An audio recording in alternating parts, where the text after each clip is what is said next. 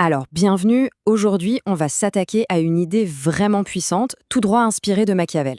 L'idée que dans une négociation, le vrai pouvoir, il ne se trouve pas dans les éclats de voix, mais plutôt dans le silence qui précède la discussion. Allez, on plonge dedans. On va commencer par déconstruire une image. Vous savez, celle qu'on a tous en tête, la fameuse table de négociation. Et c'est souvent là, justement, que les premières erreurs se font. Voilà, l'image d'Épinal, la grande table, la salle un peu impressionnante, ce silence un peu lourd juste avant que ça commence. On s'imagine que la bataille va se livrer ici, n'est-ce pas? À coups d'arguments, de contre-propositions, de démonstrations de force. Eh bien, c'est précisément ça, le piège. Si on pense que la négociation démarre au moment où on s'assoit, on arrive déjà trop tard. Le jeu, en réalité, il a commencé bien avant. Alors, la question c'est, où est le véritable enjeu? Pour le comprendre, il faut faire un petit bond en arrière et écouter ce que Machiavel lui-même nous dit sur la nature du pouvoir. Et là, attention, il y a une phrase qui change toute la perspective. La voilà.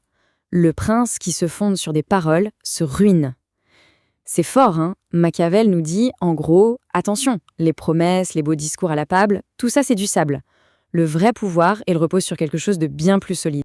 Et cette chose plus solide, qu'est-ce que c'est? C'est la crédibilité. C'est vraiment le point de bascule. La crédibilité, elle ne se fabrique pas pendant la discussion. Non, elle existe ou pas bien avant. C'est la fondation. Si elle n'est pas là, tout le reste s'écroule. Ok, mais c'est quoi la crédibilité concrètement dans ce contexte? Ce n'est pas tant ce qu'on dit, mais ce que l'autre en face perçoit de nous. C'est une sorte d'évaluation silencieuse, vous voyez? De notre capacité à agir, de nos vraies options, de notre cohérence dans le temps. C'est une réputation qui nous précède et qui entre dans la pièce avec nous. Très bien, mais alors comment est-ce qu'on la construit, cette fameuse crédibilité? Eh bien, elle repose sur des piliers très concrets, des actions qu'on mène bien loin de la table de négociation. Il y en a 3 qui sont vraiment fondamentaux. Le premier, avoir déjà montré qu'on est capable de dire non. Le deuxième, avoir des alternatives, des vrais, et que l'autre le sache. Et le troisième, c'est la constance. Allez, regardons ça de plus près. Premier pilier, donc, la capacité à dire non. Un non qui est clair, qui est assumé, ce n'est pas un mur, c'est une balise. Ça pose le cadre, ça protège la valeur de ce qu'on propose et surtout, ça envoie un message. On ne dira pas oui à n'importe quoi. Sans ça, impossible d'être respecté. Vient ensuite le pilier des alternatives. Et ce qui est super intéressant ici, c'est que le pouvoir, il ne vient pas des menaces. Les menaces, ça crispe, ça braque. Non, le pouvoir vient de ce que l'autre partie voit. Si votre interlocuteur perçoit que vous avez d'autres options, que vous pouvez très bien vous lever et partir sans que ce soit un drame, son attitude change du tout au tout. Et pour finir, la constance. Si on change d'avis à la moindre pression, si on adapte son discours en permanence, on perd toute autorité. Alors que la constance, au contraire, ça rend prévisible au bon sens du terme. On sait à quoi s'en tenir avec vous. Et ça construit une autorité bien plus forte que le fait d'être simplement sympathique. Bon, maintenant qu'on a vu que l'essentiel se construit en amont, il y a une question qui se pose et qui va vraiment changer notre regard sur la négociation.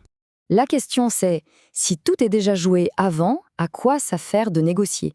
Pourquoi s'asseoir à cette table si le rapport de force est déjà figé? Qu'est-ce qui reste à faire finalement?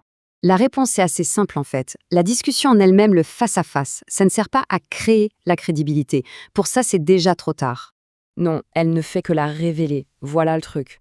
La table de négociation, c'est un peu comme une scène de théâtre. C'est là que la crédibilité qu'on a bâtie en coulisses est testée, confirmée, ou au contraire s'effondre. C'est l'heure de vérité qui valide, ou pas, tout le travail invisible qui a été fait avant. Et ça nous amène à la conclusion qu'il faut vraiment garder en tête. Le succès d'une discussion importante, que ce soit au travail ou dans la vie perso, ça ne repose pas d'abord sur la brillance des arguments, mais sur ce que l'autre perçoit de nous, avant même qu'on ouvre la bouche.